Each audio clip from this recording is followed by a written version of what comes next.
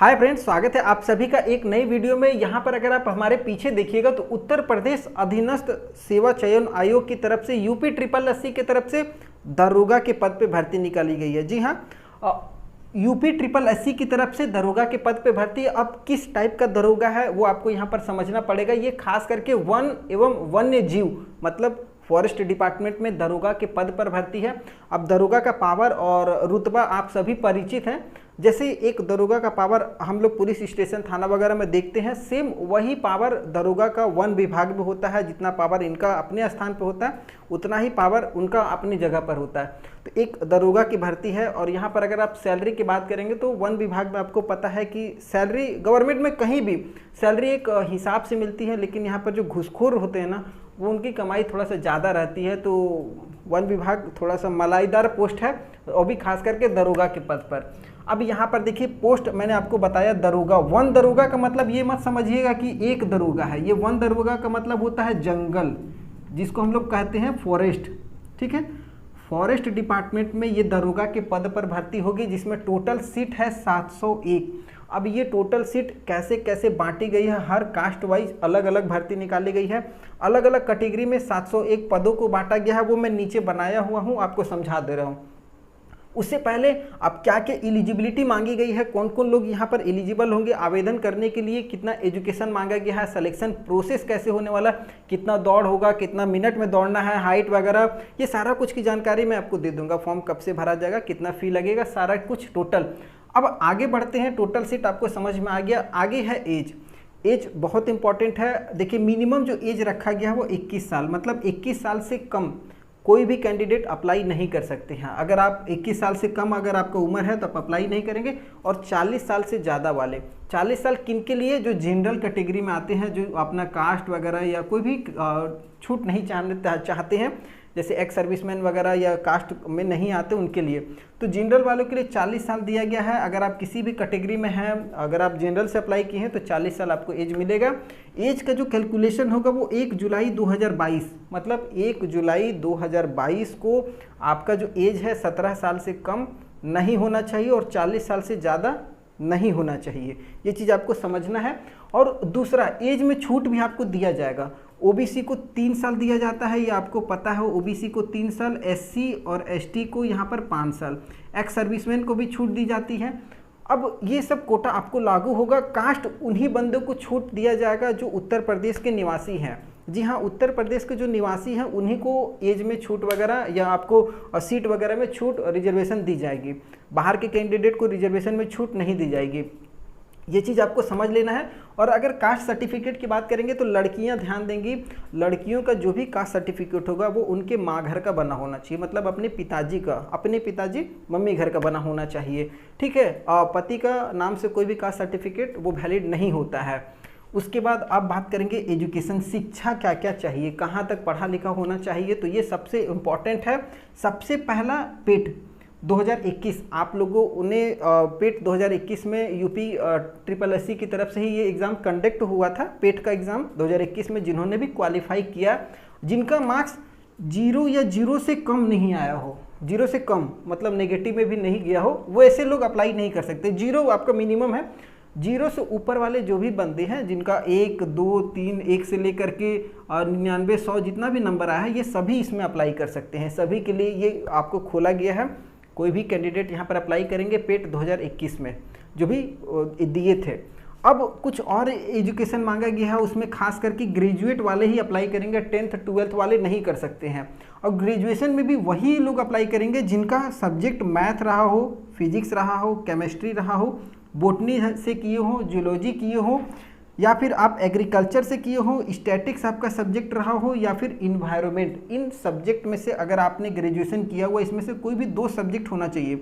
अगर जैसे मैथ से किए हो तो मैथ के साथ फिजिक्स है तो चल जाएगा, या फिर फिजिक्स और केमिस्ट्री है तो भी चल जाएगा, या फिर केमिस्ट्री और इन्वायरमेंट है तो चल जाएगा, बोटनी है और इन्वायरमेंट है। इस तरीके से इसमें से कोई भी 2 सब्जेक्ट आपका होना चाहिए आपकी ग्रेजुएशन में, तो आप यहाँ पर अप्लाई कर सकते हैं।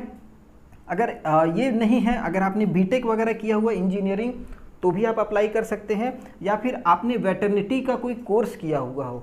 ठीक है, वेटरनिटी का अगर आपने कोर्स किया हुआ तो भी आप यहाँ पर अप्लाई कर सकते हैं। तो ये आपको शिक्षा से रिलेटेड, एजुकेशन से रिलेटेड जानकारियाँ हैं। पहला, पेट आपका क्वालिफाई होना चाहिए, और दूसरा, इनमें से कोई भी सब्जेक्ट से आपका ग्रेजुएशन होना चाहिए। अगर ये नहीं है तो फिर इंजीनियरिंग किया होना चाहिए, या फिर वेटरनरी से आपका एजुकेशन होना चाहिए। ये आपका एजुकेशन हो गया।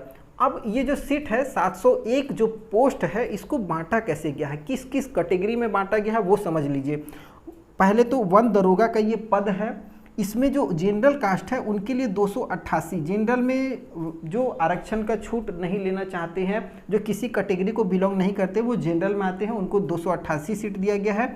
अनुसूचित जाति को 160 सीट दिया गया है, जबकि अनुसूचित जनजाति में जो भी आते हैं उनको 20 सीट दिया गया है।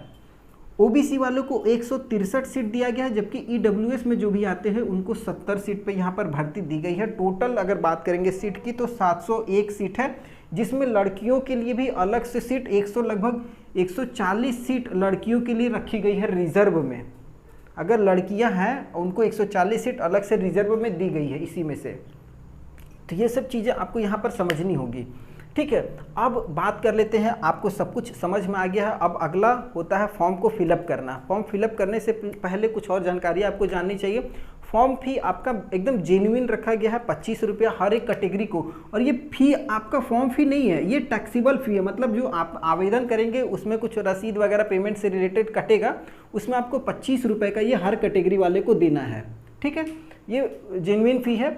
अब इम्पॉर्टेंट है सिलेक्शन प्रोसेस। फॉर्म आपने भर दिया, कंप्लीट कर दिया, सारे एलिजिबिलिटी को पूरा कर लिया। इतना कर लेने के बाद अब आपका सिलेक्शन होगा कैसे, ठीक है। सिलेक्शन का भी क्राइटेरिया यहाँ पर बता दिया गया। सबसे पहले आपका पेट 2021 का जो मार्क्स है वो आपका क्वालिफाई करेगा। जी हाँ, जैसे मान लीजिए 1 लाख आवेदन गया, ठीक है। अब 1 लाख आवेदन गया है, अब इसमें इतना 701 सीट में से 1 लाख आवेदन है, तो अब कैसे क्वालिफाई करेंगे, कैसे आगे लड़कों को मेन एग्जाम के लिए भेजा जाएगा। तो यहाँ पर आपको एक क्राइटेरिया रख देगा कि जिनका 21 से 70 के बीच में मार्क्स आया है वो आगे बढ़ेंगे मेन एग्जाम के लिए। कुछ भी कर सकता है, 40 से 70 या 40 से 90 के बीच में जिसका भी मार्क्स आया है वो आप मेन एग्जाम में ऑटोमेटिक चले जाएंगे। ये आपको तो दे दिए हैं, ठीक है। यहाँ पर आपको बता दिया, अब आप मेन एग्जाम में आ जाएंगे डायरेक्ट, ठीक है। ये वाला आप स्टेप बढ़ गए, ठीक है, जो भी आपका पेट का मार्क्स आया था। अब मेन एग्जाम में आप जैसे आए हैं तो अब यहाँ पर आपको कुछ लड़कों का, जैसे गवर्नमेंट ने बता दिया है कि मैं ऐसे लड़कों को ही आगे फॉरवर्ड करूँगा। टोटल सीट से 15 गुना भर्ती।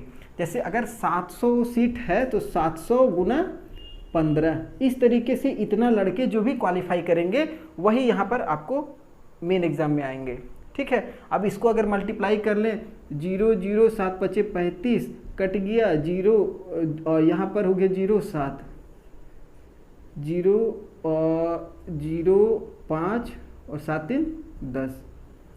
यहाँ पर आप समझ सकते हैं कितने बंदे आ रहे हैं, 10,500 टोटल लड़के यहाँ पर मेन एग्जाम के लिए क्वालिफाई कर जाएंगे। ये चीज़ समझ लीजिएगा, ठीक है। 15 गुना अभ्यर्थी लिया जाएगा। अब मेन एग्जाम आपका रिटन होगा। जी हाँ, सब्जेक्टिव टाइप से क्वेश्चन रहेगा। सिलेबस क्या क्या रहेगा वो अभी बताया नहीं गया, सिलेबस आएगा तो मैं इस पर एक अलग वीडियो बना दूंगा, ठीक है। अब अगर आप मेन एग्जाम क्वालिफाई कर जाते हो तो फिर आगे आपका फिजिकल होगा, या फिर आपका शारीरिक स्वस्थता नापी जाएगी कि भाई फिजिकल ये फिट है नहीं है, हाइट वगैरह इसका एलिजिबल है दरोगा बनने के लिए कि नहीं है, मतलब कोई बीमारी सीमारी तो नहीं है। ये सब चीज़ें यहाँ पर नापी जाती हैं। तो यहाँ पर देखिए बताया गया है पुरुष और महिला के लिए अलग अलग। जी हाँ, अगर आप पुरुष हैं तो 163 सेंटीमीटर हाइट होना चाहिए और सीना 84 सेंटीमीटर होना चाहिए फुलाव के साथ। अगर इसमें फुलाव की बात हटा देंगे तो 79 आपका है नॉर्मल सीना, तो वो चल जाएगा। फुला करके 84 होना चाहिए, ठीक है। महिलाओं के लिए यहाँ पर हाइट 150 दिया है, लेकिन यहाँ पर एक चीज़ हमने नोटिफिकेशन में गौर किया है, महिलाओं के लिए भी यहाँ पर चेस्ट वाला जो सिस्टम है वो दिया है, ये सही नहीं है। अब दिया है, अब किस हिसाब से दिया, हो सकता है आगे सुधार इसमें हो, ठीक है। उसके बाद अगला बात कर लेते हैं, अगर आप इस क्राइटेरिया को पूरा कर लिए, आपका हाइट सीना वगैरह सब कुछ ओके है, तो अब आप चले जाएंगे नेक्स्ट राउट में, जिसमें आपको लड़कों के लिए 4 घंटा में 25 किलोमीटर पैदल चलिए, दौड़ करके जाइए, जैसे जाना है वैसे जाइए, 25 किलोमीटर आपको कंप्लीट करना होगा 4 घंटे में, ठीक है। अगर आप ये क्वालिफाई करते हैं, जितने टाइम लेंगे उतना आपको नंबर बनेगा, आपका टाइम के हिसाब से इसमें आपको नंबर मिलने वाला है। अगर लड़कियां हैं तो 4 घंटे में आपको 14 किलोमीटर जाना होगा, 4 घंटा में 14 किलोमीटर जाना पड़ेगा लड़कियों को। ये आपका बेसिक सिलेक्शन का प्रोसेस था। जितना जल्दी आप इसको 4 घंटा में कंप्लीट कर लीजिएगा, 4 घंटा से कम समय में, उतना आपका नंबर अच्छा बनेगा। वन विभाग में बेसिकली होता ही है कि आपको जंगल में चलना पड़ता है, गाड़ियों का प्रबंध नहीं रहता, आपकी स्टेमिना को चेक किया जाता है कि आप कितना चल सकते हैं। आप जितना चलिएगा उतना यहाँ पर बेटर है आपका सिलेक्शन के लिए। तो ये सब चीज़ें आप समझ सकते हैं। 4 घंटा में 25 किलोमीटर लड़के चलेंगे और 4 घंटा में 14 किलोमीटर लड़कियाँ। ये एक फाइनल सिलेक्शन का प्रोसेस था। बेसिकली मैं आपको बता देता हूँ कि 701 सीट पे भर्ती है। यूपी SSSC पेट का एग्ज़ाम जिन्होंने 2021 में दिया था वो इस फॉर्म को भर सकते हैं। उस फॉर्म को भरने के लिए आपका जो डेट है 17 अक्टूबर 2022 से ये फॉर्म लाइव हो जाएगा। जी हाँ, 17 अक्टूबर से ये फॉर्म भरा जाएगा। ठीक है, अब एक चीज़ और समझ लीजिएगा कि आपका पहले पेट होगा, पेट आपने कंप्लीट कर लिया है, अब मेन एग्जाम आपका डायरेक्ट लिया जाएगा। ठीक है, पेट के रैंक के हिसाब से आपका मेन एग्जाम होगा। मेन एग्जाम को आप क्वालिफाई करते हैं तब आपका फिजिकल हो जाएगा। फिजिकल में ये रिक्वायरमेंट है और फॉर्म का लास्ट डेट 6 नवंबर 2022 रखा गया है। तो ये सब चीज़ें थी, आपको मैंने पूरा कंप्लीट बताया है। अगर फिर भी इस नोटिफिकेशन से जुड़ी कोई भी कन्फ्यूज़न हो या कुछ और भी जानकारियाँ हो जो मेरे द्वारा छूट गई हो तो आप हमें कमेंट बॉक्स में कमेंट कीजिए। मैं पूरी हेल्प करूँगा आपको बताने में, इसको समझाने में। अगर वीडियो पसंद आया हो तो चैनल को सब्सक्राइब कीजिएगा। अगले वीडियो में मैं फिर से आपके साथ मिलता हूँ, तब तक के लिए जय हिंद।